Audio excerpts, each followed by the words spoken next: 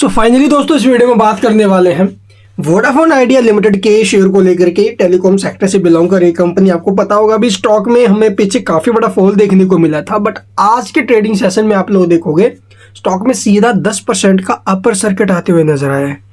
Previous closing थी ₹6.80, open हुआ सीधा 10% के अपर सर्किट के साथ, और ये अपर सर्किट आप लोग देखोगे भी और भी इंक्रीज होएगा, यानी स्टॉक में अभी और भी तेजी बनेगी।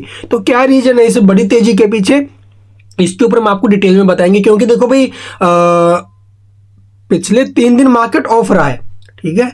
कल ईद थी, उससे पहले 2 दिन शनिवार और रविवार के दिन मार्केट बंद था।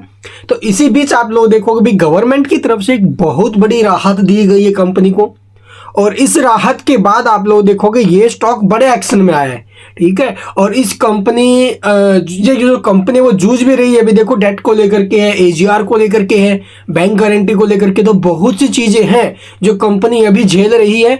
अब फाइनेंस कंडीशन इसकी थोड़ी सी खराब थी भी पीछे, और इसको लेकर के कंपनी ने बार बार गवर्नमेंट से गुहार की है कि हमें राहत दो, हमें राहत दो, ठीक है। और उसी बीच आप लोग देखोगे भी गवर्नमेंट की तरफ से एक बड़ा सेटलमेंट किया गया है, और कंपनी भी इसके ऊपर राजी हो गई है। अभी तो क्या सेटलमेंट हुआ है, अगर आपको पता है तो अच्छी बात है, अगर नहीं पता है तो आपको इस वीडियो में हम डिटेल में बताएंगे। तो चलिए जानते हैं आखिरकार क्या खबर आई है।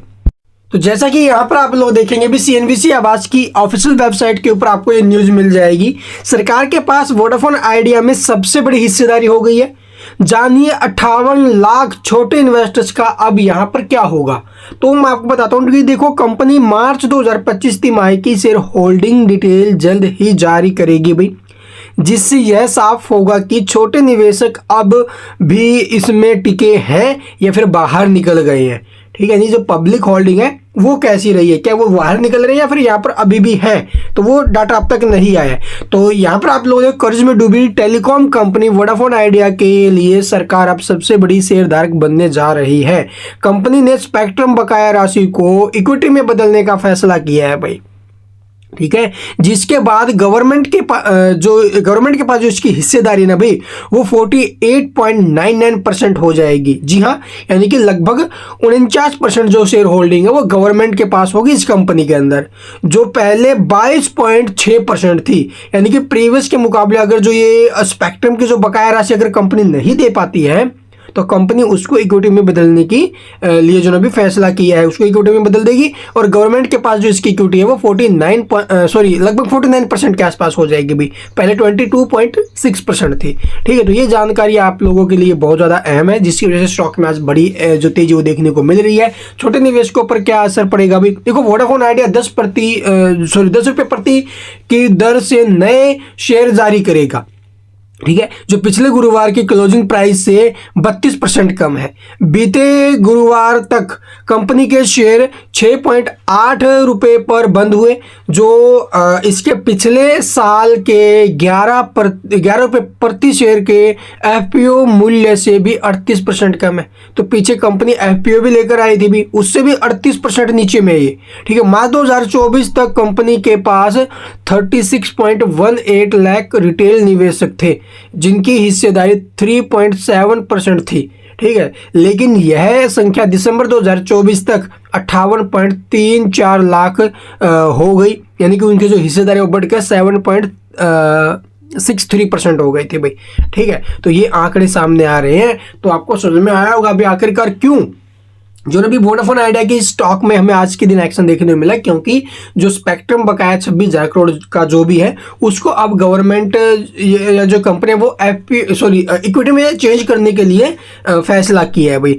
अगर इक्विटी में चेंज होता है तो गवर्नमेंट सबसे बड़ी हिस्सेदारी हो जाएगी लगभग 49% की, लेकिन जो भी ऑपरेशन है वो संभालेगा कौन, प्रमोटर ही संभालेगा। ये कंपनी की तरफ से बड़ी जानकारी आई है अभी, तो एक बार आप लोग इसे अगर पढ़ना चाहो तो डिटेल में पढ़ भी सकते हो, ठीक है। तो समझ में आया ना आज के दिन स्टॉक में क्यों अच्छा एक्शन बना है, तो ये मेन रीजन रहा है भाई। और फिर इसके साथ साथ म्यूचुअल फंड्स की कैसी रही है भी इसके अंदर हिस्सेदारी, मार्च 2024 में 2.06% से बढ़ करके दिसंबर 2024 में 3.66% हो गई, यानी कि म्यूचुअल फंड्स ने भी खरीदारी यहाँ पर की है, ठीक है।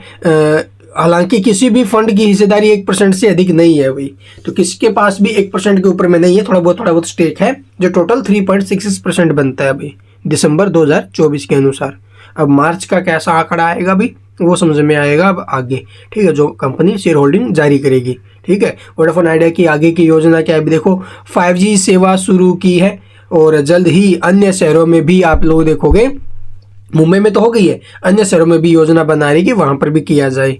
तो कंपनी अपना पूरा जोर लगा रही है इस फील्ड में टिके रहने को लेकर के, ठीक है। कंपटीशन बहुत ज़्यादा है, देखो जियो है, एयरटेल है, कंपटीशन है, लेकिन उस कंपटीशन में खुद को ठहरना, ठीक है, और यहाँ पर खड़े रहना मजबूती के साथ, फाइनेंशियल कंडीशन खराब होने के बावजूद भी, तो एक ये बहुत बड़ी बात है। तो देखते हैं भी आगे क्या कुछ होता है, आपको डिटेल में जरूर बताएंगे जो भी खबरें आएंगी। अगर आपको कुछ पूछना कमेंट्स में पूछ सकते हो। 10% का अपर सर्किट लगा, लेकिन ये अपर सर्किट खुलेगा क्योंकि नो प्राइस बैंड है, तो स्टॉक का जो प्राइस है वो और भी ऊपर जा सकता है, 15% 20% ऊपर में और भी जा सकता है, क्योंकि खबर अच्छी है। Thank you for watching the video.